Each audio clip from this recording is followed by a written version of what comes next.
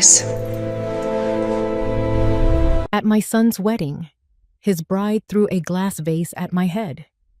But just 5 minutes later, at my son's wedding, standing before 300 of Charleston's most influential guests, my new daughter-in-law picked up a 3-pound crystal vase and threw it directly at my head.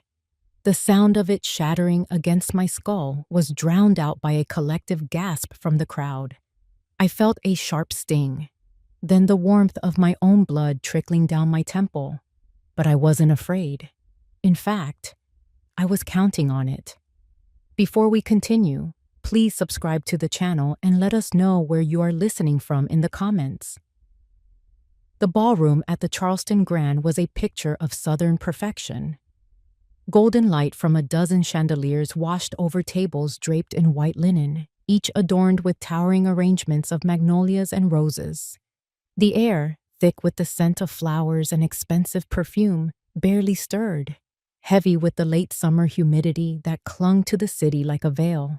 A string quartet played softly in the corner, their melody a gentle undercurrent to the murmur of polite conversation. Everything was flawless. Everything was a lie. I watched my son, Edward, as he stood beside his bride, Clara. He looked handsome in his tuxedo, but I could see the tension in his shoulders, the faint sheen of sweat on his brow that had nothing to do with the heat. He was a prisoner in his own life, and I, his mother, had allowed his cage to be built. But tonight, I was going to tear it down. Julian, the wedding planner, gave me a subtle nod from across the room. He was a master of his craft, orchestrating the evening with an easy grace that belied the steel beneath. No one knew he was more than just an employee. No one knew he was my secret, my last line of defense, my husband's son. Taking a deep breath, I made my way to the stage. My silk dress, a deep sapphire blue, rustled softly with each step. I felt hundreds of pairs of eyes on me. The matriarch of the Ellison family expected to deliver a heartfelt, forgettable toast. They were about to get something else entirely. I took the microphone, my hand steady. My gaze swept across the room, past the curious faces, past my anxious son, and landed squarely on Clara. She smiled, a tight, triumphant little expression that didn't reach her cold eyes. She thought she had won. She thought Ellison House, our family's legacy for over a century, was finally within her grasp. She had no idea she was the centerpiece of a much larger, more intricate performance.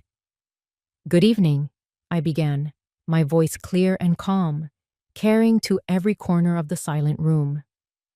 "I want to thank you all for joining us to celebrate Edward and Clara." I paused, letting the pleasantries hang in the air for a moment.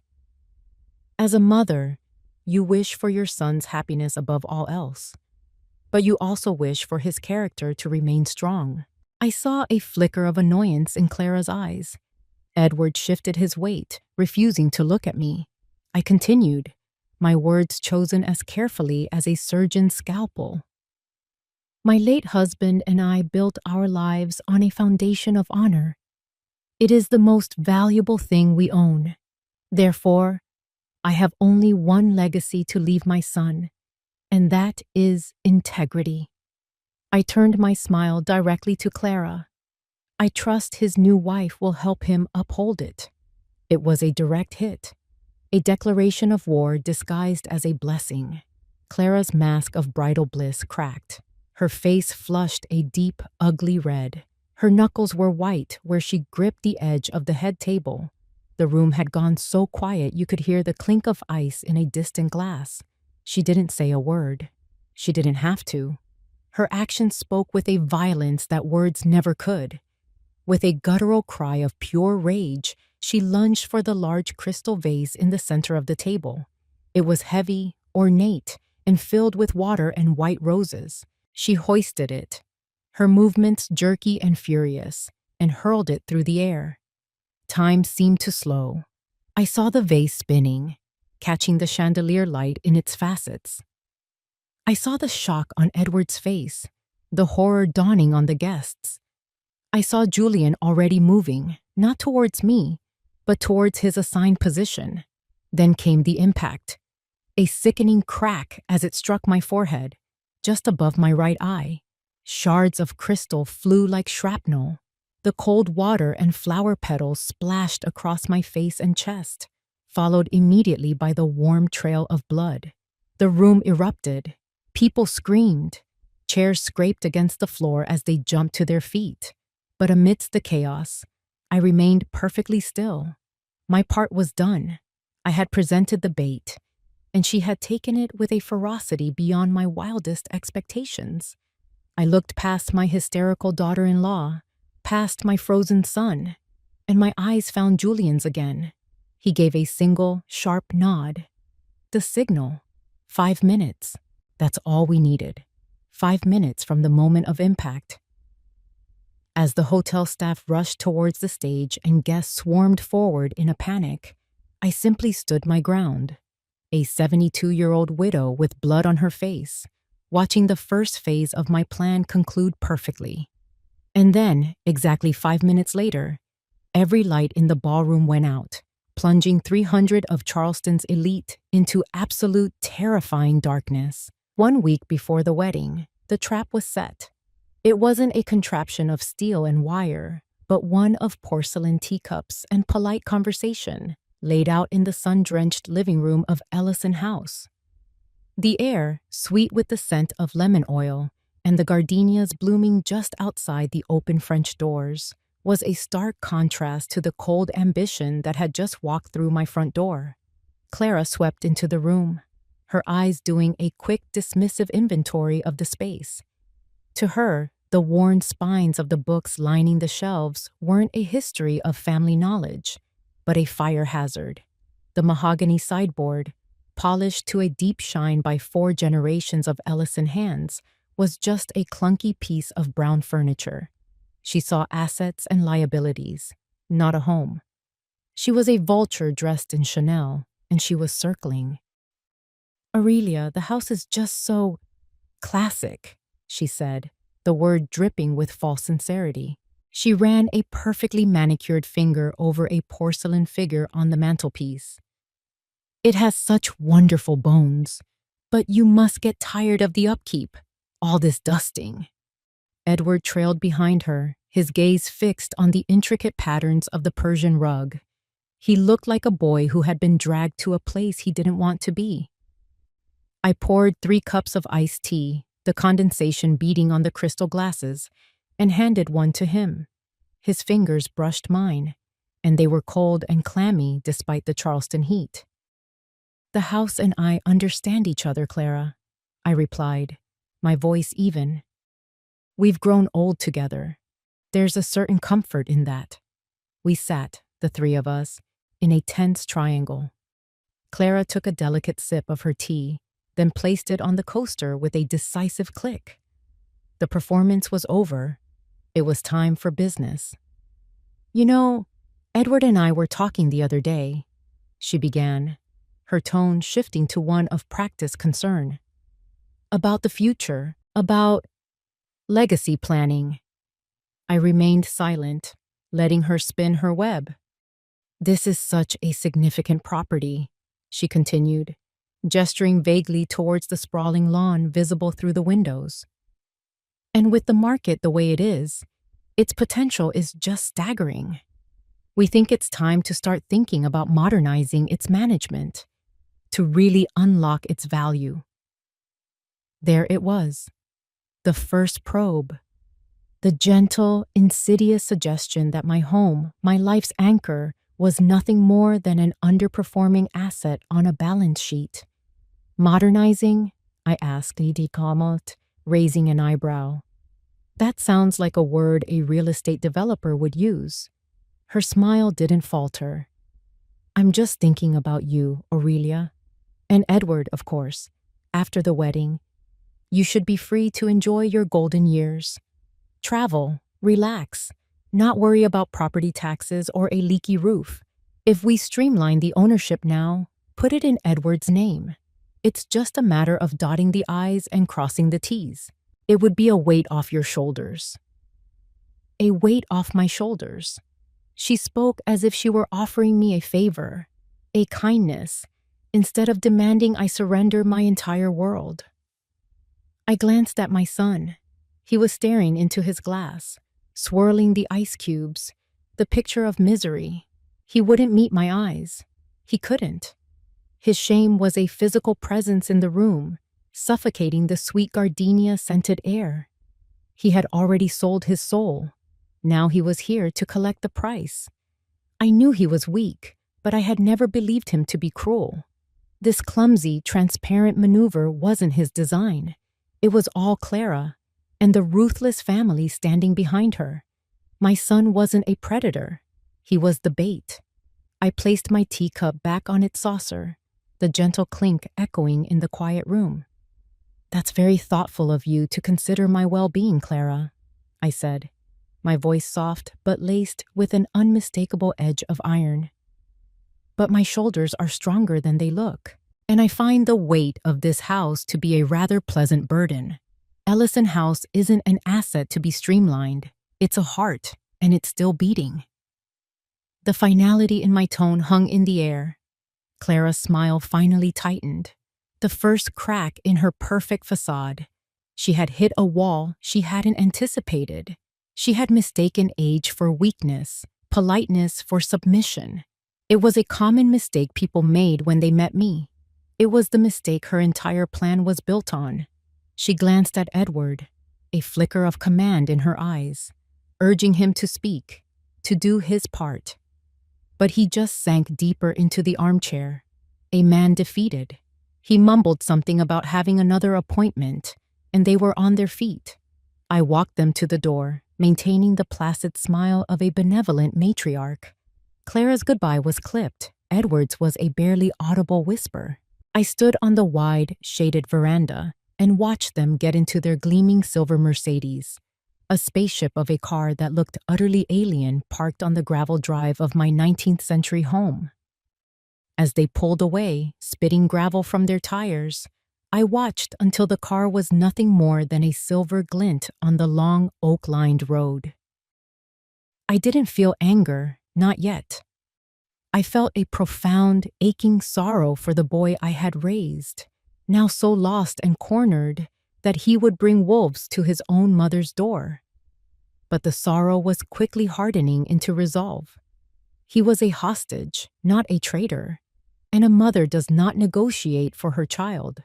She goes to war. I turned, walked back into the quiet hall, and pulled my phone from the pocket of my dress. I scrolled to a single number, a name I hadn't called in months, but had kept ready for this exact moment. It rang twice before he picked up. "Samuel," I said, my voice steady, devoid of the emotion that had churned within me just moments before. "It's Aurelia." There was a pause on the other end, then his familiar, calm voice. "I was wondering when you'd call." "They were just here," I said, looking out the window at the empty drive. "The plan is in motion." The grandfather clock in the hall struck 10, each chime a heavy, resonant note in the otherwise silent house. I was in my late husband's study, a room that smelled of old leather, pipe tobacco, and paper. It was my sanctuary, the strategic heart of Ellison House, and tonight, it was a war room. The lamp on the mahogany desk cast a warm, isolated pool of light, leaving the rest of the room in deep shadow. Outside, the cicadas sang their relentless, buzzing chorus into the humid night. A discreet knock came at the French doors leading to the garden. It was Julian. I had told him to use this entrance, to avoid any staff who might still be awake. I unlatched the door and he slipped inside, bringing a gust of night air with him. In his crisp linen suit, he looked every bit the part of Charleston's most in-demand wedding planner. He carried a leather portfolio under his arm, the perfect prop for his visit. "The seating chart is a nightmare," he said, his voice a low murmur as he crossed the room. The Vanderbilts refused to be seated anywhere near the Beaumonts after that fiasco at the regatta. It was the perfect cover, Anyone listening would hear a stressed employee giving his client a late-night update. "We'll put them at opposite ends of the ballroom," I replied, playing my part. "Give them both a view of the stage. That should soothe their egos." He nodded, placing his portfolio on the desk. He unzipped it and pulled out a sheaf of papers, diagrams of the ballroom, lists of names, floral invoices. Tucked between the pages was a small black USB drive, no bigger than my thumbnail. He slid it across the polished wood towards me. His movements were fluid and economical, leaving no room for error. "And this," he said, his eyes meeting mine, "is the final guest confirmation. I think you'll want to review it personally. It changes things."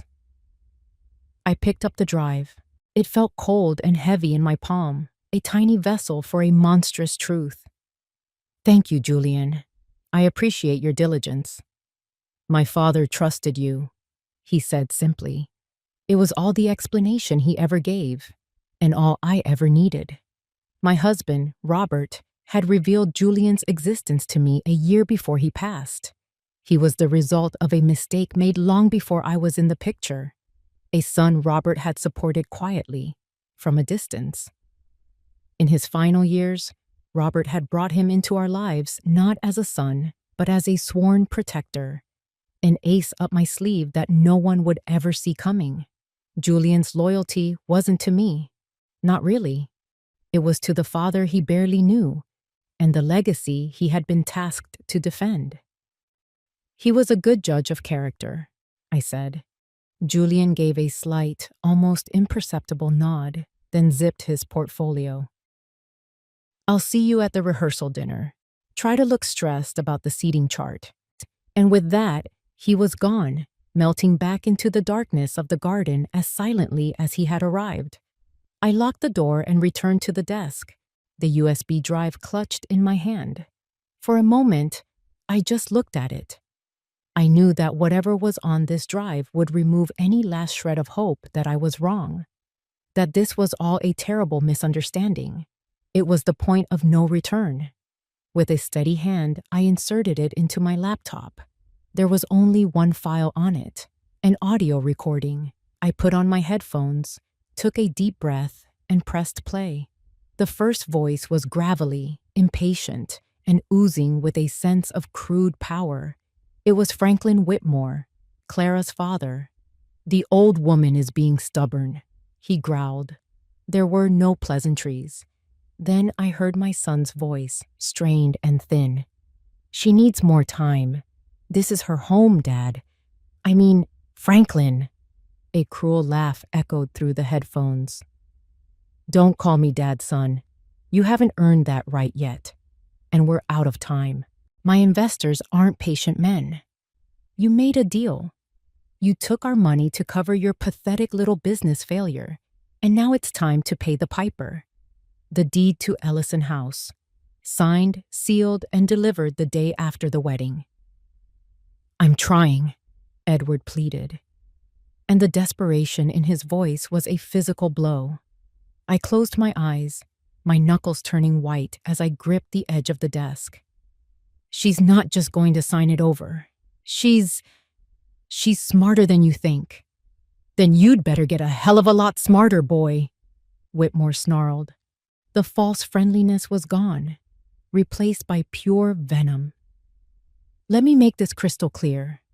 You don't get that signature. The wedding is off. And that debt you owe me, I won't just call it in. I will bury you with it.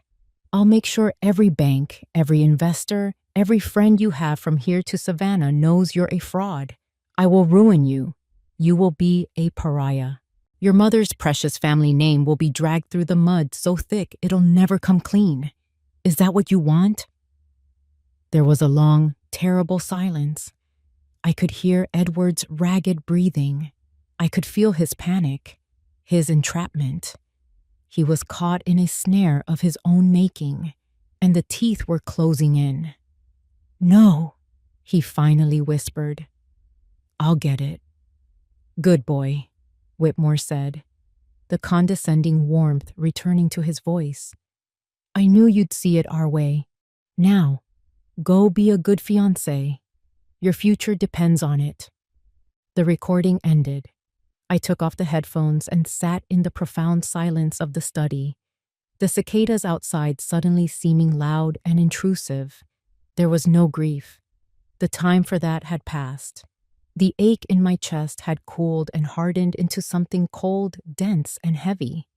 It was the weight of certainty. The conversation confirmed everything: the threats, the leverage, the sheer brutal ugliness of their plan. They hadn't just targeted my home.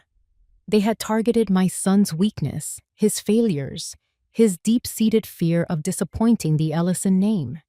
They had turned him into a weapon against his own mother.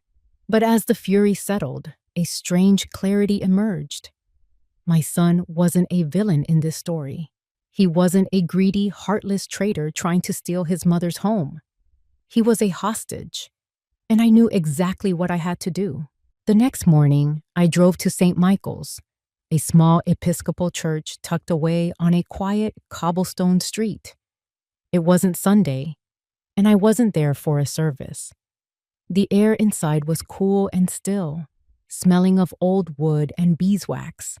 Sunlight streamed through the stained glass windows, painting the empty pews in jewel-toned colors. This place wasn't just a house of God. It was a repository of secrets. Reverend Samuel Green was waiting for me in the front pew.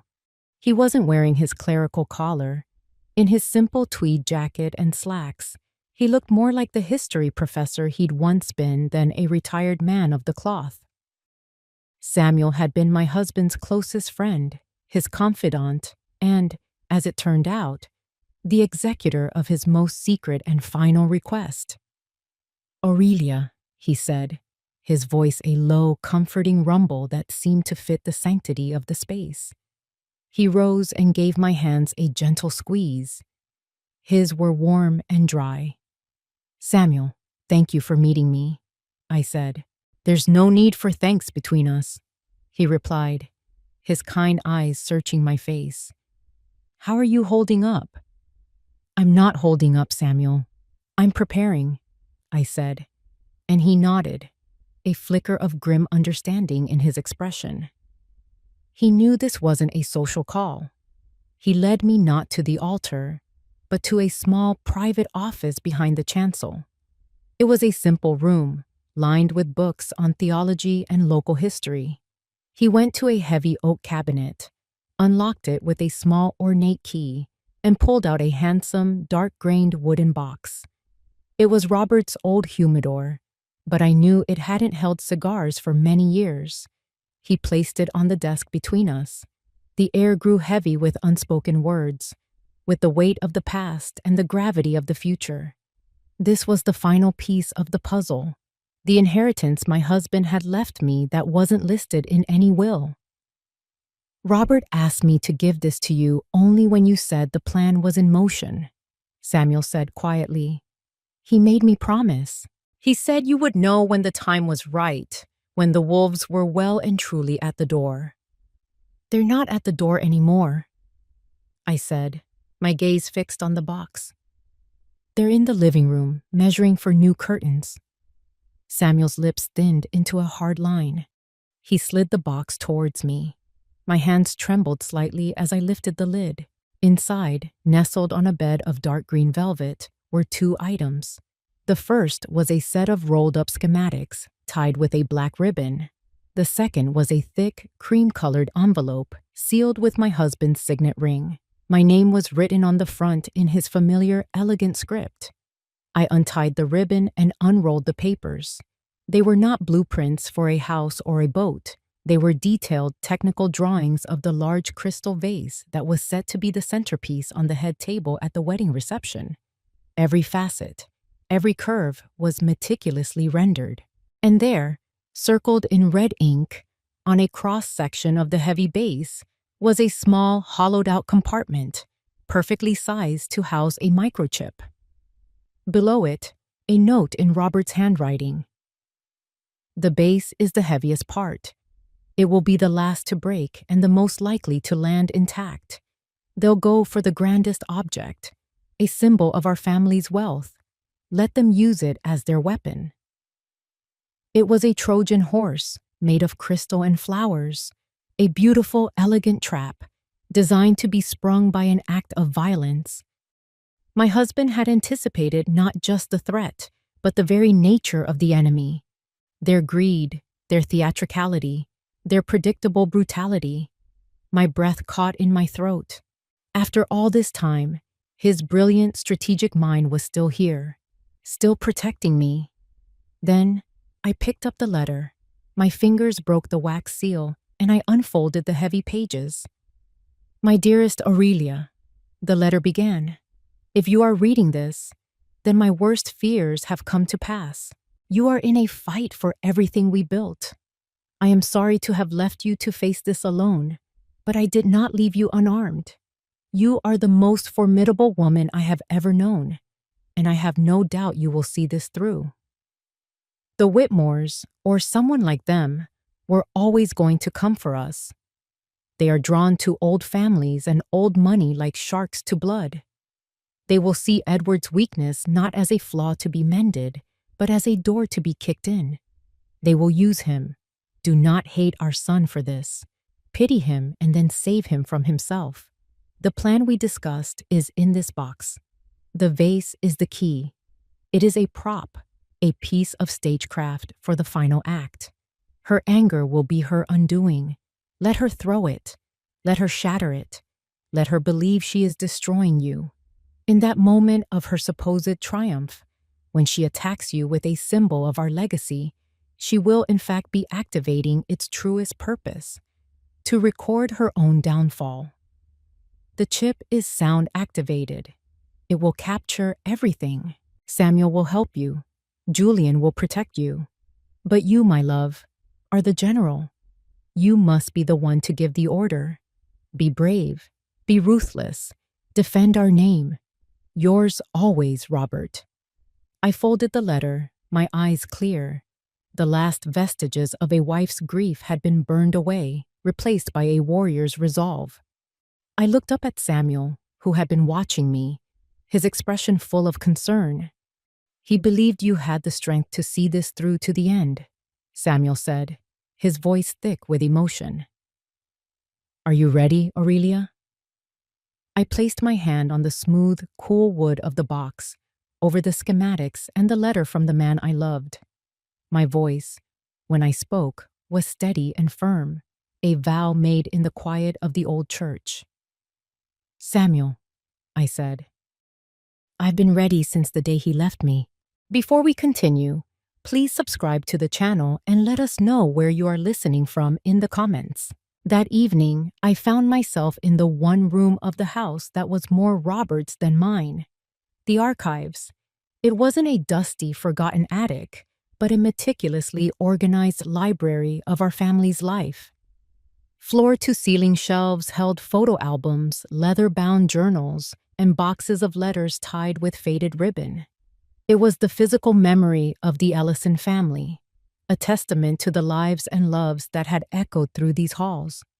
I didn't turn on the main lights, preferring the soft glow of a single green-shaded lamp on Robert's old reading desk. I ran my hand along the back of his favorite leather armchair, the leather worn smooth and cool to the touch. I wasn't here to search for anything. I was here to remember, to connect with the man whose foresight was my greatest weapon. I settled into the chair, the familiar scent of old paper and cedar enveloping me like a hug. My mind drifted back to a conversation we'd had a few years before he passed, on a rainy afternoon much like this one. He had been looking out the window, watching the Spanish moss drip from the ancient oaks, his expression thoughtful. You know, he'd said, turning to me, a family like ours doesn't just accumulate land and money, Aurelia. We accumulate enemies. It's the tax on a long and prosperous life. That's a cheerful thought, my dear, I had replied, looking up from my book. He smiled, a sad, wise smile. It's a realistic one, and the most dangerous enemies aren't the ones who storm the gates. They're the ones you invite in for tea, the ones who smile at you while measuring the dimensions of your coffin. His words had chilled me then. Now, they felt like a prophecy fulfilled. I remembered setting my book aside, giving him my full attention. "What do we do when they come, Robert?" I had asked. "We don't flinch," he answered, his eyes intense. "And we remember what our true legacy is. It's not this house. It's not the money. Those are just things. Our legacy is our name, our honor. And sometimes to protect that honor, you have to be willing to let the material things burn." He had walked over to a glass display case where a few cherished family heirlooms were kept. A Civil War saber, my great-grandmother's locket, a first edition book of poetry. He didn't look at any of them. "I've been thinking about our final family heirloom," he continued, his voice dropping to a conspiratorial whisper. "The most valuable one of all." "And what's that?" I asked, intrigued. "I thought I knew them all by heart." "This one is different," he said, tapping his temple. "It's an idea. It's a fail-safe. It's a story that says the Ellison family's greatest treasure is not a thing to be possessed, but a truth to be revealed. And its value is only unlocked when it's destroyed by hatred." I had been confused. "Destroyed? Robert, what are you talking about?" "Think of it, Aurelia," he said, his eyes gleaming with the intellectual fire I had always loved. "An object of great beauty, a symbol of our prosperity. An enemy, blinded by greed, tries to shatter it, to shatter us. But they don't realize the object is a vessel. Its destruction isn't the end. It's the catalyst. It's designed to break in a very specific way. And from its ashes, from the very act of its ruin, the truth is reborn. The enemy's violence becomes the very key that exposes them." Sitting there in the quiet archives, his words echoed not as a strange philosophical riddle, but as a clear and precise battle plan. The vase, the chip, Clara's predictable, theatrical rage. It was all there. He had seen the writing on the wall years ago. He hadn't just been preparing for a fight. He had been choreographing the victory. He had armed me not with a weapon of defense, but with a script for a play in which my enemy was the unwitting star, destined to play the part of the villain who brings about her own destruction. A wave of profound gratitude washed over me, so powerful it left me breathless. There was no room for sorrow, no space for self-pity. How could I feel alone when his presence, his love, and his brilliant strategy were so vividly alive all around me? He had trusted me to be the director of his final, masterful performance. I rose from the chair, feeling lighter than I had in days. The weight on my shoulders wasn't a burden. It was a mantle I had been trained to wear. I ran my fingers over the spine of his journal, a silent thank you that transcended the veil between life and death. I walked out of the archives and closed the door softly behind me, leaving the ghosts and memories to their slumber. I had what I came for. Not a clue or an object, but a renewed sense of purpose, a quiet, unshakable confidence.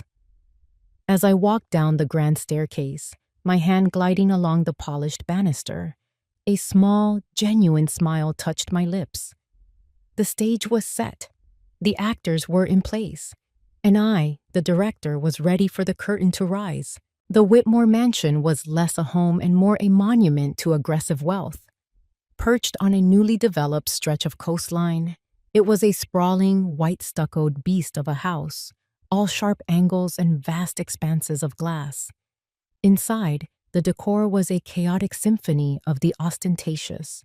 Gilded furniture crowded every room, modern art that looked more like a crime scene than a canvas hung on the walls. And the air conditioning was cranked so high it felt like walking into a meat locker. It was the complete antithesis of Ellison House's quiet, lived-in grace. It was a house built to intimidate, not to welcome. The rehearsal dinner was an equally cold affair. About 30 of us were seated around a comically long glass table, so wide you had to raise your voice to speak to the person opposite you. Franklin Whitmore sat at the head, holding court like a petty king, his booming laughter echoing off the marble floors. I was seated between Edward's aunt and one of Clara's cousins, a young woman with a vacant expression and a diamond necklace that could probably pay off a small country's national debt. Across the table, Clara was glowing. On her home turf, surrounded by her family's gaudy trophies, she was in her element. She kept shooting me little triumphant glances, as if my very presence in her palace was a concession of defeat.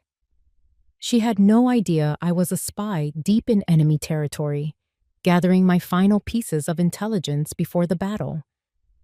The main course had just been cleared when Clara decided it was time to strike. She tapped her champagne flute with a manicured nail, a high-pitched ping that drew all eyes to her. "I was just thinking," she began, her voice syrupy sweet, "how wonderful it is that Aurelia could join us tonight. It must be so overwhelming, all this modernity." She gestured around the room, a sweeping motion that encompassed the sterile white walls and the garish chandelier that looked like a crystal octopus. "I know you prefer a more traditional aesthetic, Aurelia," she continued, her eyes zeroing in on my simple navy blue dress. "I was telling Edward just the other day, we absolutely must take you shopping after the honeymoon. Get you into something a little more contemporary. My treat, of course." The insult, wrapped in a pretty bow of feigned generosity, landed on the table with a thud. A few of the Whitmore relatives tittered. My own family members looked down at their plates, embarrassed. Edward stared at his water glass, his jaw tight. He was a spectator at his own execution. I simply smiled, a serene, patient expression I had perfected over decades of dealing with impertinent fools at university faculty meetings. I didn't say a word. I let her think she had scored a point. Emboldened by my silence, she pressed on. "And your home. It has such history, but it's so quiet. Don't you get lonely? I told Edward, once we're married, we'll bring some life back to the place. Parties, fundraisers, a whole new guest list. We'll bring Ellison House into the 21st century." This was her true goal, laid bare for all to see. Not just to possess the house, but to erase me from it, to scrub away the legacy I represented and replace it with her own loud, shallow version of success. She wasn't just attacking my taste, she was attacking my very existence. I took a slow, deliberate sip of water. I carefully placed the glass back on the table, making sure the coaster was perfectly aligned. The silence at the table stretched, becoming tense and uncomfortable. All eyes were on me, waiting for my reaction. They expected me to be flustered, to stammer a weak defense, to shrink under the bright, harsh lights of the Whitmore dining room. Finally, I dabbed the corners of my mouth with my napkin, folded it neatly, and placed it in my lap. I looked directly at Clara, my smile never wavering. "That's very kind of you to offer, my dear," I began, my voice calm and measured, yet carrying a clarity that cut through the room's tense atmosphere. "But I've always found that simplicity is a luxury that money can't buy. It's a form of elegance that doesn't need to announce itself with a price tag." I let that sink in for a moment before continuing. "You see, there's a difference between being rich and being wealthy. Anyone can be rich. It just requires a certain ruthlessness. But wealth, true wealth, is something that's passed down. It's in the stories a house can tell, in the honor of a family name, in a person's character." My gaze swept from Clara to her father, then back to her. "Some things in this world can only be inherited through dignity, Clara," I finished, my voice dropping to a soft, almost gentle tone. "And that, my dear girl, is a piece of jewelry you will never be able to wear." The silence that followed was absolute. It was so profound you could hear the hum of the air conditioning. Franklin Whitmore's jovial mask had dropped, replaced by a scowl. Clara's face was a storm of fury. Her cheeks flushed a blotchy, unattractive red. She opened her mouth, then closed it again, utterly disarmed. She had come at me with a club, and I had disemboweled her with a scalpel. I had won. This wasn't just a victory of words, it was a strategic success. I had publicly exposed her crude ambition and, more importantly, I had stoked the fire of her rage. I had planted a seed of humiliation that I knew would blossom into the blind, reckless fury I needed for the final act. I pushed my chair back slightly. "If you'll excuse me," I said to the table at large. "It's been a long day." As I walked out of that cold, cavernous room, I could feel Clara's hateful stare burning into my back. It was a satisfying warmth. The first round was over, and she had no idea she had just been played. The night before my son's wedding, Ellison House was quieter than a tomb. A soft, silver moonlight filtered through the tall windows of my bedroom, tracing the patterns of the lace curtains on the hardwood floor.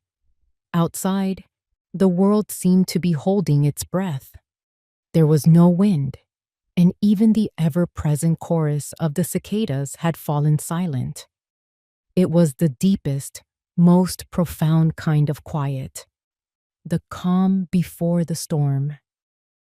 Any other mother in my position would have been sleepless, I imagine. Tossing and turning, her mind a maelstrom of last-minute worries, sentimental memories, and a gnawing dread for the day to come. But I was not tossing and turning. I was sitting propped up against a mountain of pillows in my bed, perfectly still, the cool blue-white light of a tablet illuminating my face. I was not feeling sentimental. I was not worried. I was working. On the screen was the final operational blueprint, sent by Julian an hour earlier under the guise of a final vendor confirmation. It was a detailed schematic of the Charleston Grand's ballroom. To the casual observer, it was just a floor plan. To me, it was a battlefield. My finger traced the lines on the screen, a general reviewing her attack plan one last time.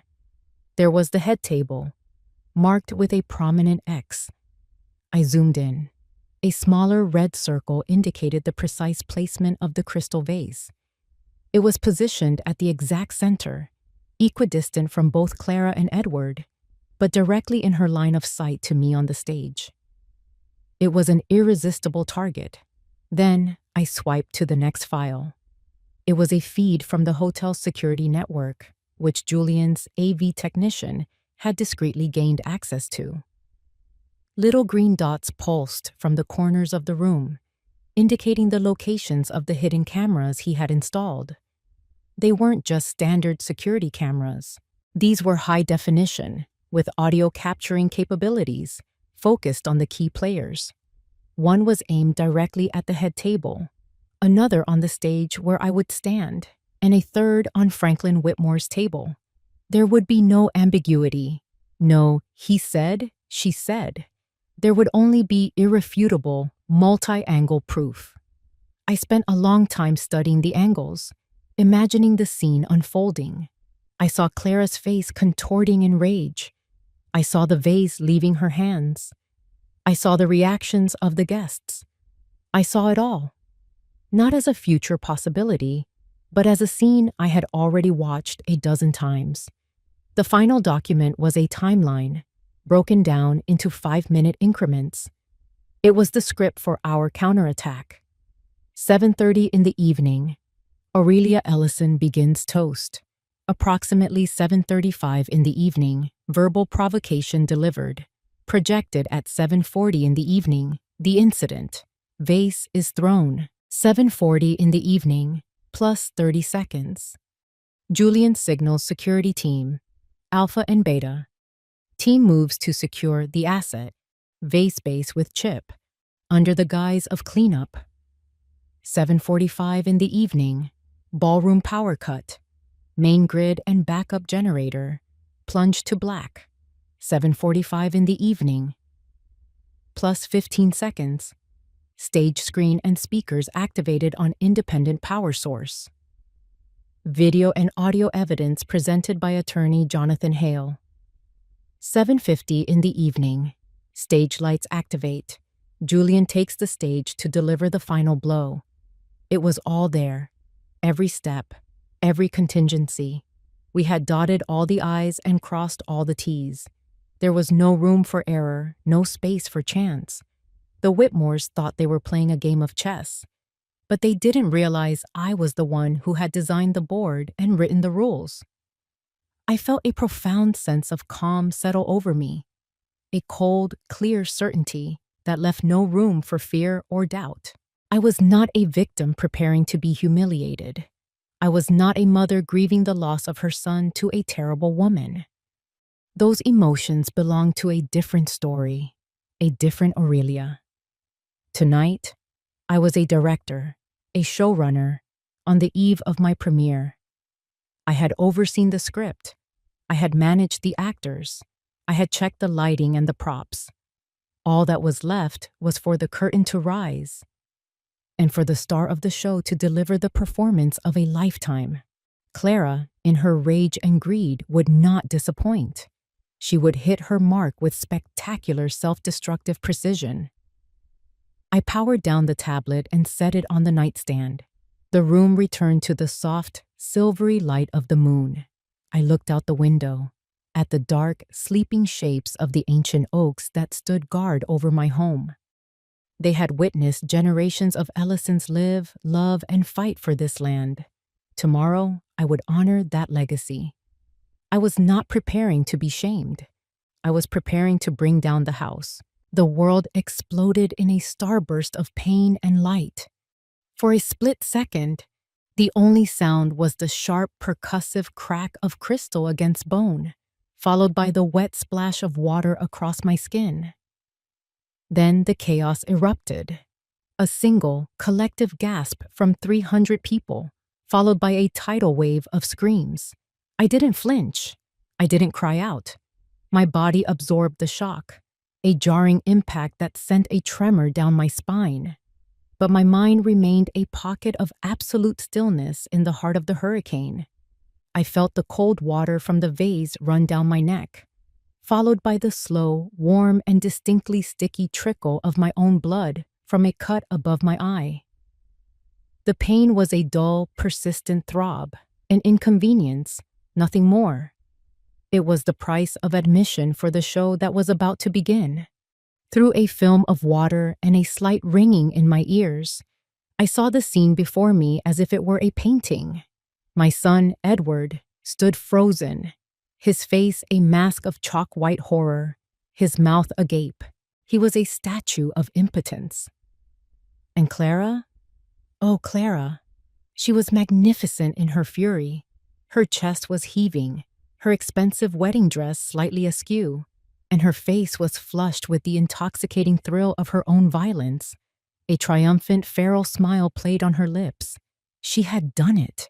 In front of everyone, she had struck down the old queen. She thought she had just won the kingdom, but I wasn't looking at her. My eyes, clear and steady despite the blood beginning to cloud my vision, scanned the room and found Julian. He was already in motion, a study of calm efficiency amidst the bedlam. Guests were surging to their feet, knocking over chairs. Hotel staff were running towards the stage, their faces a mixture of panic and confusion. But Julian's focus was elsewhere. He caught my eye for a fraction of a second. It was all we needed.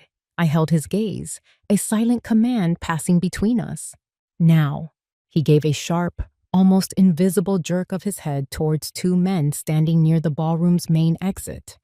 They were dressed in the standard black suits of hotel security, but they didn't work for the hotel.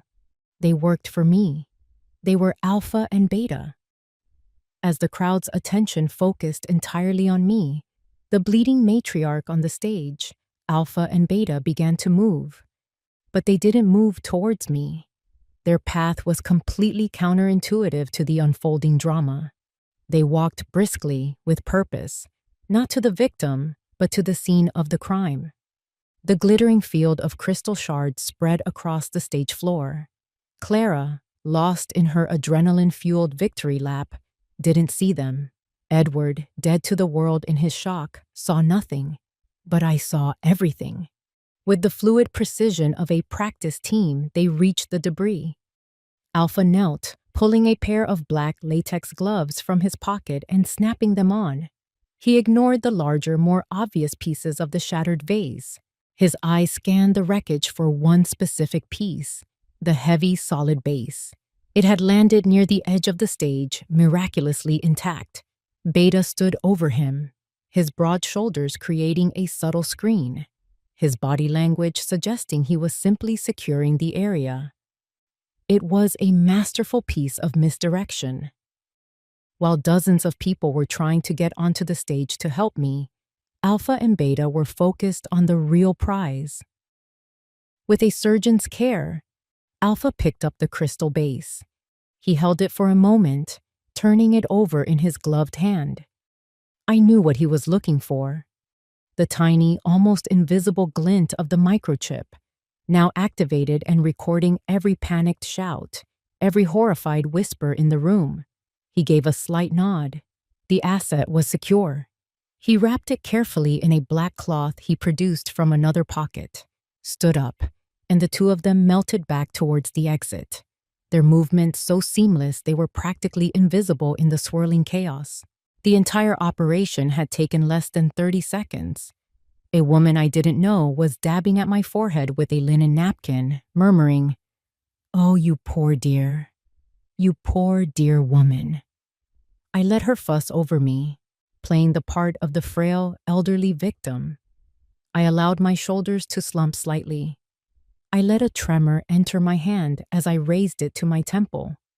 The performance had to be perfect on all fronts, but inside, my mind was a steel trap.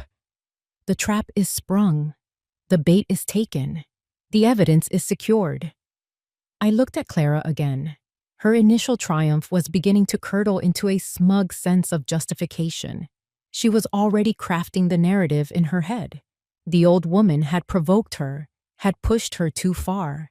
She was the real victim here. Her father, Franklin Whitmore, was making his way towards the stage, his face a mask of faux concern. But I could see the glint of satisfaction in his eyes. They thought the game was over. They had no idea that the clock had just started ticking. 5 minutes. That was the timeline, from the moment of impact to the moment of retribution. As the hotel manager finally reached me, babbling apologies and calling for a medic, I glanced at the small, discreet watch on my wrist. 4 minutes and 30 seconds to go. Just as the hotel manager was attempting to lead me off the stage, my 5 minutes were up. On cue, the world went black. It wasn't a flicker. It was a sudden, absolute, and total void. The magnificent chandeliers died with a soft pop. The wall sconces vanished. The emergency lights failed to kick in. Every source of light in the grand ballroom was extinguished, plunging 300 of Charleston's most powerful people into a disorienting, primordial darkness. The reaction was immediate. The low hum of panic that had been simmering in the room instantly boiled over. Women shrieked. A man shouted in anger. The air filled with the sound of scraping chairs and stumbling feet as people, blinded and confused, tried to make sense of the void. The chaos that had been a spectacle just moments before now became a shared, claustrophobic terror. "What in God's name is going on?" someone yelled near the front. "It's a power failure," another voice answered, thin and unconvincing. In the confusion, I felt a firm but gentle hand on my elbow. It was Julian, guiding me discreetly to a small, curtained-off alcove at the side of the stage. A small first aid kit was waiting on a chair. As he quickly and efficiently applied a butterfly bandage to the cut on my forehead, my eyes remained fixed on the center of the room. This was my favorite part. Then, through the darkness, a new light appeared. It wasn't the warm golden glow of the chandeliers. It was the cold electronic blue of the massive projection screen behind the stage. It flickered to life, a luminous rectangle in the oppressive dark, instantly drawing every eye in the room. The murmuring died down, replaced by a tense, expectant silence. They were probably expecting a hotel logo or a technical difficulties message. They were wrong. There was no wedding photo. Instead, an image appeared, grainy at first, then sharpening into crystal clarity. It was a sterile, modern office, the kind with glass walls and a view of the city. Two men were seated at a large desk. The third was standing over them. The angle was from a corner of the room, slightly elevated. A hidden camera. A collective gasp rippled through the darkness. The figures were unmistakable. Franklin Whitmore and his son were on one side of the desk, and standing before them, looking pale and defeated, was my son, Edward. The video had no sound, but it didn't need it. The body language told the entire story. Franklin was leaning forward, his face a mask of predatory aggression, a thick finger jabbing at a document on the desk. Edward was slumped in his chair, his head in his hands, the picture of a man being crushed by an invisible weight. Then, as the silent, damning scene played out, the ballroom's powerful sound system crackled to life. But it wasn't music. It was a voice.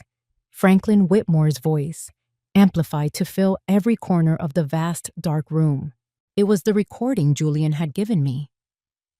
"My investors aren't patient men," his voice boomed, dripping with menace. "You made a deal. You took our money to cover your pathetic little business failure.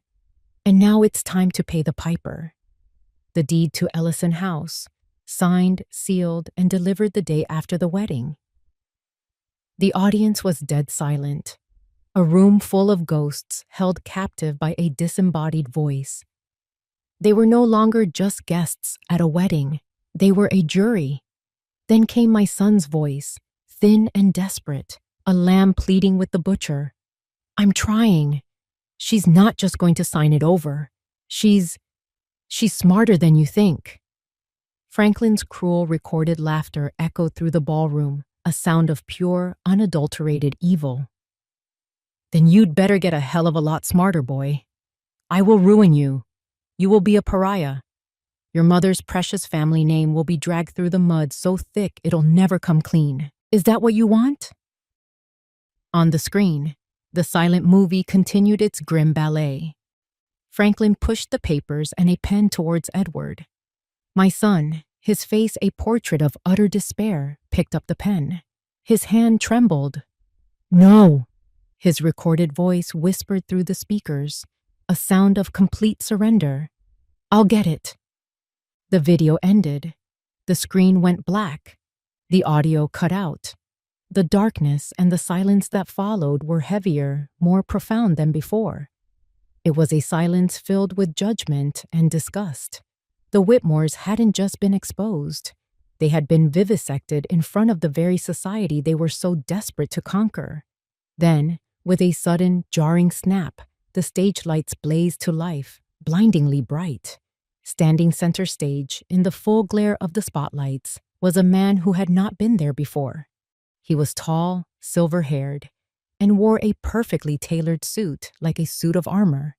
He held a microphone in one hand and a leather-bound folder in the other. He radiated an aura of unshakable authority. It was Jonathan Hale, my late husband's lawyer and the most feared litigator in the state of South Carolina. A new wave of gasps, this time of recognition, swept the room. The Whitmore family, caught in the sudden glare, looked like panicked animals frozen in the headlights of an oncoming truck. Clara was trembling uncontrollably, her face ashen, her eyes darting from the empty screen to her father's horrified face. From my vantage point in the shadows, my wound neatly bandaged, I watched it all. The hunter's trap had closed, and the wolves were finally, irrevocably caught. Jonathan Hale let the silence hang in the air for a long, punishing moment. He stood in the spotlight, a figure of pure, unassailable authority, and surveyed the wreckage of the Whitmore family. They were pinned by the glare, exposed and pathetic. "For those of you who may be unclear," he began, his voice like the crack of a glacier, cold and final, "what you have just witnessed is evidence of a criminal conspiracy. The charges will include, but are not limited to, extortion, coercion, and conspiracy to commit felony fraud." He paused, letting the legal terms, each one a nail in their coffin, land with devastating weight. The Charleston District Attorney's Office takes a very dim view of such matters, especially when they involve elder abuse.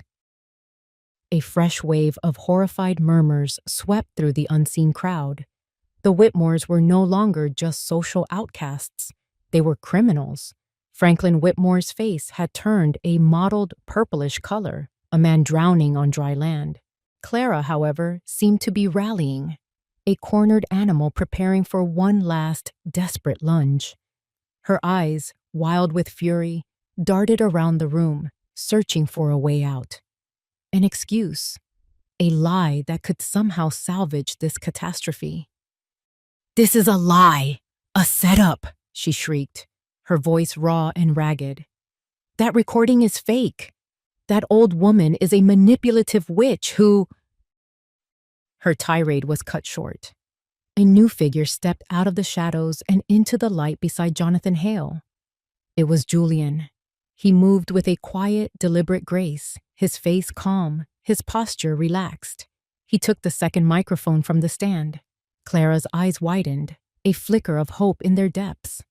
Julian, her co-conspirator, the stylish, slightly vapid wedding planner she had so easily charmed, the one she had confided in, the one who had agreed that the old woman was a relic who needed to be put out to pasture. He would defend her. He would expose this as a trick. "It's true," she stammered, pointing a trembling finger at him. "Tell them, Julian. Tell them how she's been plotting against me." Julian looked at her, and for the first time, she must have seen past the fashionable haircut and the designer suit. She must have seen the cool, assessing intelligence in his eyes, the look of a man she didn't know at all. He raised the microphone to his lips. "My name," he said, his voice clear and steady, resonating through the silent ballroom, "is Julian Ellison." If the audio recording had been a bomb, this was the aftershock that leveled what was left of the city. The name, Ellison, hung in the air, an impossible, incomprehensible fact.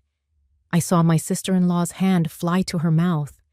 I heard a dozen confused whispers of, "Who?" and "What did he say?" But Clara understood. I watched the comprehension dawn on her face, a slow, sickening wave of realization that was more devastating than any physical blow. The blood drained from her cheeks, leaving her skin a waxy, translucent white. Her ally, her confidant, the man she had trusted with every detail of her vile little plan. He was one of them. "I am Robert Ellison's son," Julian continued, his voice devoid of emotion, as if he were reading from a ledger. "And for the past 6 months, at my father's request, I have had the distinct displeasure of being Clara Whitmore's closest confidant." He looked down at her, his expression not one of anger, but of a kind of clinical contempt. She was quite forthcoming. She believed she had found a kindred spirit, someone who also saw my stepmother as an obstacle to be managed. He reached into his jacket pocket and pulled out his phone. He swiped the screen, and a new image appeared on the giant projection screen behind him, a screenshot of a text message conversation. "For example," Julian said, his voice a cool counterpoint to the damning words now glowing for all to see. "This is from last Tuesday, and I quote, 'The old bat is tougher than she looks. Had to lay it on thick about wanting to take care of her. She almost bought it. LOL. He swiped again. Another screenshot. Or this one, regarding the wedding gift she expected. Quote, "Forget the china. I want the deed. That house is a gold mine, and I plan on digging." He didn't need to continue. The evidence was absolute, the betrayal complete. This wasn't just a failed hostile takeover. This was a public humiliation of the highest order, orchestrated by the very person she thought was her pawn. She had been played, from the very first moment, by the master's son. It was the final blow, the last thread of her composure, her arrogance, her entire world, just snapped.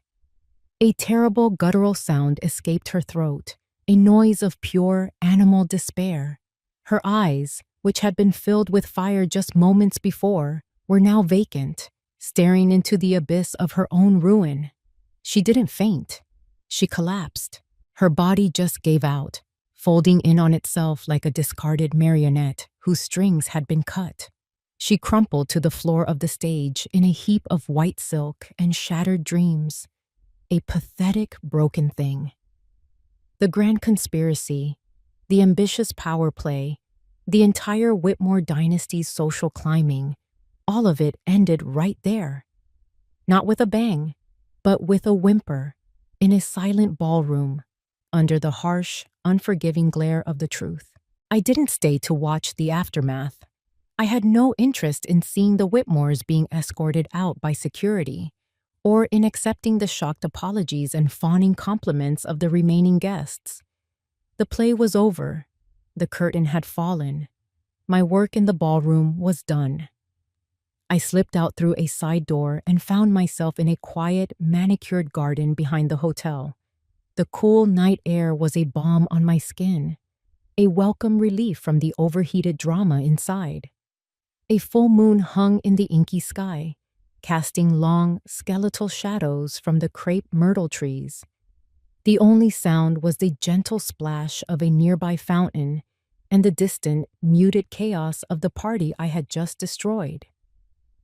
I walked to a stone bench and sat, the adrenaline that had sustained me for the past hour finally beginning to recede, leaving a profound weariness in its place. I had won. I had saved my home, defended my husband's legacy, and exposed our enemies. But the victory felt hollow, the triumph tainted by a deep, aching sadness for the son I had been forced to sacrifice in the process. I heard footsteps on the gravel path behind me, hesitant and shuffling. I didn't need to turn around. I knew who it was. Edward stopped a few feet away from the bench. He didn't speak. I could hear his ragged, hitching breaths. He stood there for a long moment, a silhouette of shame against the moonlight. Then, with a choked gulp, he fell to his knees on the gravel. "Mom," he whispered, the word a broken, pathetic thing. "Mom, I'm so sorry." His shoulders shook with violent, racking sobs.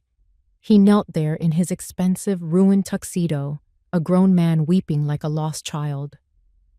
My first instinct, the primal maternal urge that had driven me for 40 years, was to go to him, to pull him up, to hold him and tell him everything would be all right.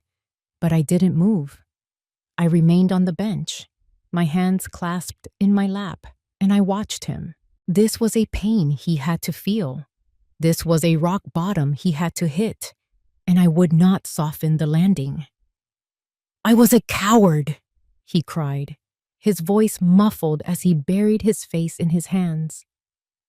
"A weak, pathetic coward. I let them use me. I was going to let them take our home, your home. I'm so sorry."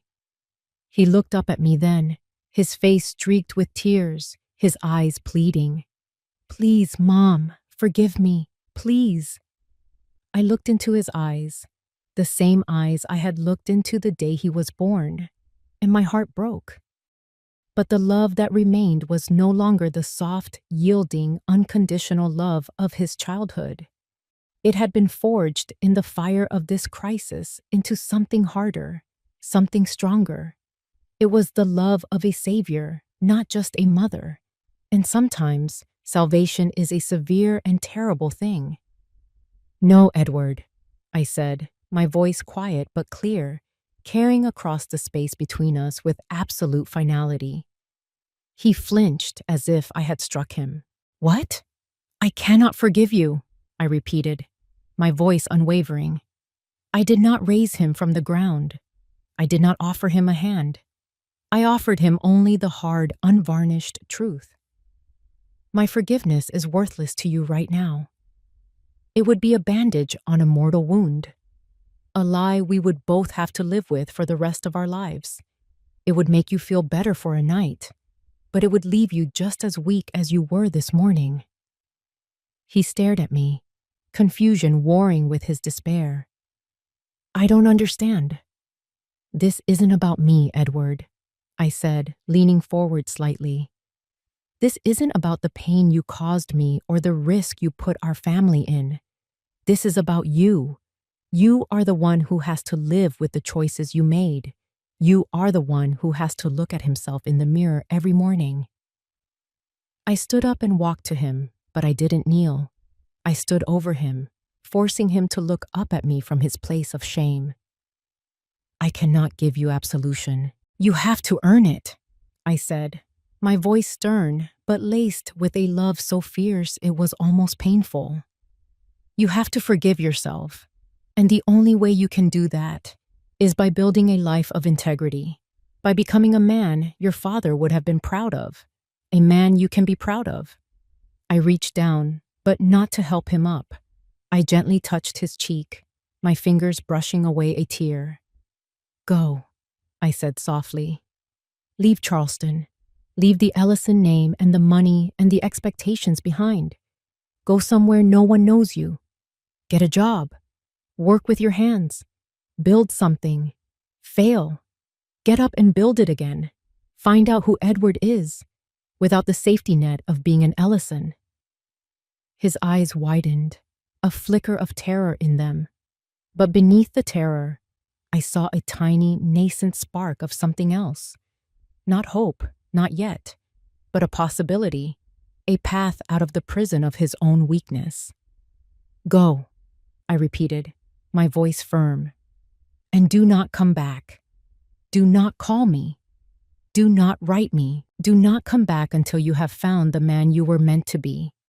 The day you can look me in the eye, not as a son asking for forgiveness, but as an equal asking for respect. That is the day you will be welcome home. I took my hand away and stepped back. He stayed there on his knees for another moment, the weight of my words settling upon him. Then, slowly, painfully, he pushed himself to his feet. He didn't say another word. He just looked at me, a long, searching look, and then he turned and walked away, his footsteps crunching on the gravel until he was swallowed by the darkness. I stood alone by the fountain, listening until the sound of his footsteps was gone, leaving only the gentle splash of the water and the beating of my own heavy heart. 6 months later, the scent of magnolias still hung in the air at Ellison House, but it was different now. It mingled with the aroma of fresh coffee, the murmur of conversation, and the faint, pleasant echo of children's laughter from the gardens. The old, sacred quiet of the house was gone, replaced by the vibrant, gentle hum of new life. The iron gates, once closed to the world, now stood permanently open. A simple, elegant brass plaque next to the front door read, "The Ellison Legacy Foundation, dedicated to rebuilding with integrity." Ellison House was no longer my private fortress. It was a public trust, a sanctuary.